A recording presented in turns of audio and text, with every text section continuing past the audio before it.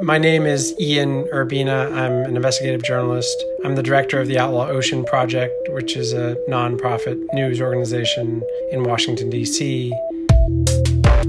Prior to being a journalist, I was a cultural anthropologist, and I had spent some time working on some ships, and I knew there was just great potential for narrative and investigation. The reporting started in 2014, and that began this journey, if you will, of a couple months at sea and a couple months back home, and I've been doing that ever since. When you think of the offshore realm from a work perspective, there's fishing and there's merchant marine. And so the merchant marine is all those ships that bring us 80% of what we consume, whether it's oil and grain or Adidas shoes and iPhones. The conditions of those workers are pretty different. They're often union, they're often contract, they're often from developing countries. And so while difficult line of work, it doesn't compare to the distant water fishing fleet, which is the other realm out there. And the distant water fishing realm is a brutal sort of Dickensian universe of labor, and many of those workers stay at sea sometimes for a year or two, working the entire time and not coming to shore.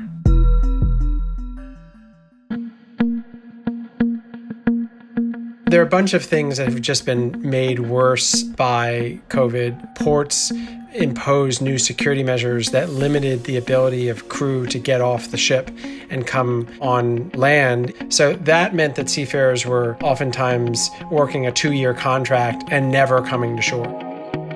I worked for 20 years at the New York Times and then decided I wanted to branch out on my own, and I wanted to stick with this line of reporting. I created a nonprofit small news organization, and I began trying to think of innovation in journalism, especially the distribution of it, new ways like music, to get journalism out to younger and bigger and more diverse global audiences. If we really want to get 17-year-olds, be they in Taipei or Caracas or New York or LA, to read these stories and start understanding what's happening, then maybe we need to go to where they're watering holes.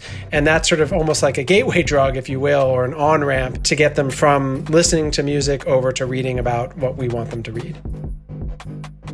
The impact of the journalism led to litigation against seafood companies that are complicit in human slavery. It's led to policy changes in terms of how ships are inspected when they get in port. It's led to several prosecutions of captains who engaged in murder. Environmental organizations that typically just focus on marine issues in the ocean space are now thinking about the human issues out there. And human rights and anti-trafficking organizations that typically think only on land are now thinking about those problems at sea.